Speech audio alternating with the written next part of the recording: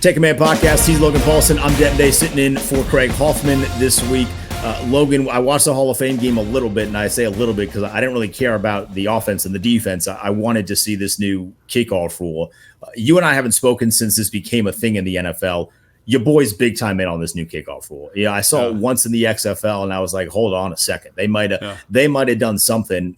After watching it in the Hall of Fame game, I'm even more pumped, and I think if you are a smart coach, you can really make a difference in whether you're a 7-win team or potentially 8, 9, 10-win team with just a couple of plays. Your first thoughts of seeing it in action. It's different at the NFL, right? Like all love to the XFL and the UFL. It's different when you have NFL players doing it. What did you see in the Hall of Fame game from it? Yeah, I mean, I think the thing is that I've seen in practice with the Commanders and in the Hall of Fame game is how hard those frontline blocks are. You know, it used to be because you had more time, you could get really far back there, set up, and those blocks are hard anyway.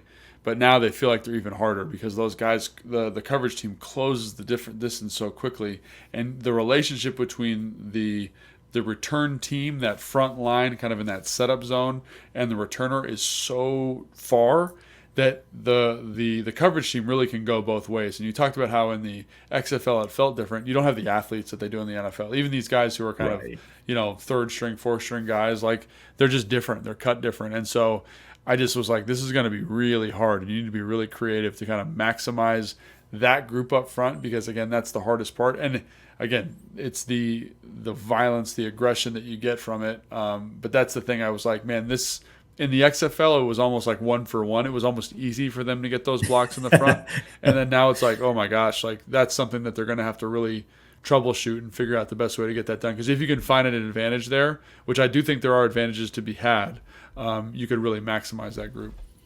So the first takeaway that I came away with after watching in the Hall of Fame game, a lot of the things that you just mentioned, but because a lot of those things that you just mentioned, if you're on the return unit, you have to limit the amount, I think, of defensive backs because they're just not natural blockers in the way that you're going to need in this kind of setup. So, I mean, honestly, if I was a special teams coach and this was 2012, I would put you out there because I think you'd be really good in a position to where you're athletic, you can move, but you're not afraid to put a hat on a hat and really seal something off. You know, one of the things that I think is going to be so interesting if you can come up with designs to just create a sliver of space for a guy, there really isn't a lot of second line defense. So like once you break through that initial line, effectively it's going to be you versus the kicker. And one of the things that I was kind of fooling around with as I was, driving to and from stations and coming into this podcast, you're going to need tight ends.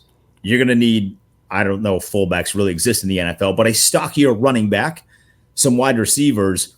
But am I crazy for thinking if you have a really athletic tackle or guard, it might be beneficial to put them on there if they can quickly get to a hat, create an edge there, and maybe take on two guys at a time there? Am I crazy for thinking an offensive lineman can make it work? Yeah, so I think I think initially I was like, oh, that'd be interesting. Like, if someone floated that to me, and I was like, oh, that'd be interesting. Let's check it out. Right now, watching it, especially watching it in practice, it's just too fast. I don't know if the offensive lineman can run and get set before that, before your Jeremy Reeves is right on your toes, like ripping across your face. I agree with you. You want that body type in there, but I think a lot of teams are going to have a hard time finding the speed to kind of get back there to that setup zone as quickly as you can before that coverage team is on you. Like, again, like that was the thing that stuck out to me. Because, like, oh, you could do something creative like that, like have a big post guy work maybe kind of a wall kind of setup, like a down block, kind of like on power, have a kick out, attack that crease. But the problem is, A, is the movement of the big guy, and B, the ball placement of the kicker. That's something else that has been really interesting to watch in terms of how they practice it with the Commanders. Because, like, you can set that up. Like, I can put my big guys on the right side, and we can set that return up. We can get the double teams all worked out there, and then the kick-out guys. But if they kick that ball left, there is no feasible way I can get back to the right. There's no feasible way I can get to the return. So I think that's the thing that keeps popping out to me is there are a lot of issues. And you almost need to be able to call the return so that it can go both ways. So if I'm doing, like, let's say power right or whatever, where I'm getting a double team and a kick out, I need to be able to say, hey, check, balls left on the return and get the same thing set up kind of on the fly. But again, the speed of it, because like, again, everyone's like, oh, the XFL made this so dynamic. For whatever reason, like the XFL, when they did it, it was a straight wall across. Guys would just run into each other. And now it's like a porous sieve. And I'm sure teams will be better at it than others. But I think that's something where it's like, wow, the coverage guys are so much better here. It's going to be really hard, I think, to kind of come up with creative stuff, because you got to maximize that frontline group. So I was thinking like the best way, in my opinion, is to employ some type of like rugby type setup with the returners. You know what I mean? Get two guys who can handle the ball really well. Kind of, I think Kansas City was on the right track there with the guy they brought in from the Sevens Rugby League, where it's like you can attack a perimeter, both sides. He catches the ball, you attack the perimeter both sides, you kind of loop the other returner around, and then we get a 2-on-1 on the coverage player, and I can pitch or I can dive.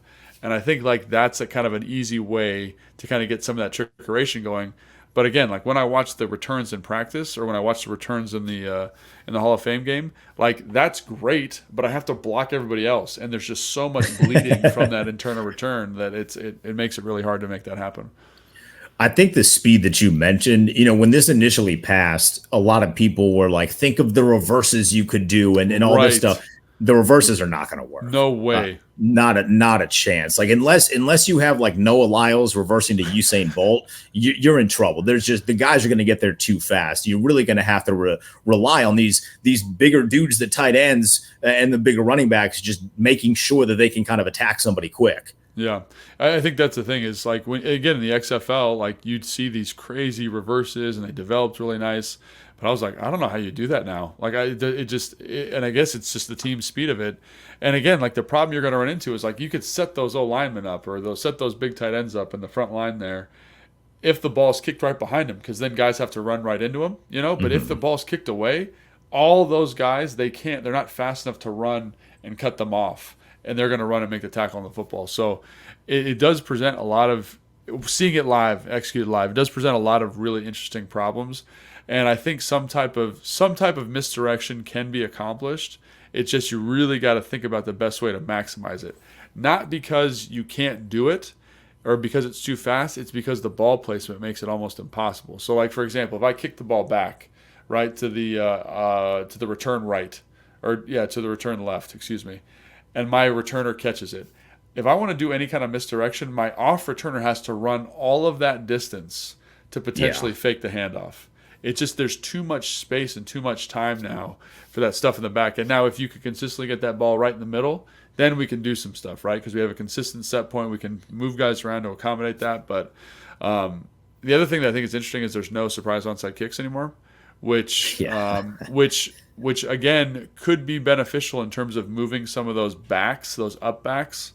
Like maybe you move them to the middle, maybe you move them out, maybe you kind of stack them in a different way because you don't have to defend the field in the same way. So those are all things, again, I can't wait to see how this is innovated over the next 17 weeks because like there are some smart dudes in the NFL. There's some really innovative guys. There is something here. It's just right now I haven't thought of it. But again, that's probably why I'm not coaching the NFL. I'm excited about it. Logan, this is always fun, my friend. And the next time we do this, we're talking joint practices, and then we're really ironing in or zoning in, I should say, on this preseason matchup with the Jets and seeing Jane Daniels play for the first time. Always fun, my friend. Yeah, thanks, Denton. Good talking to you, and looking forward to the next podcast. He's Logan Paulson. I'm Denton Day. We'll see you later this week, getting ready for Commanders Jets this weekend. Thanks for watching this clip of Take Command, which has a brand new home. That's right. You can watch on YouTube at the Team 980. You can also listen to full episodes in the free Odyssey app, which is now enabled with Apple CarPlay. So we'll just, follow you around.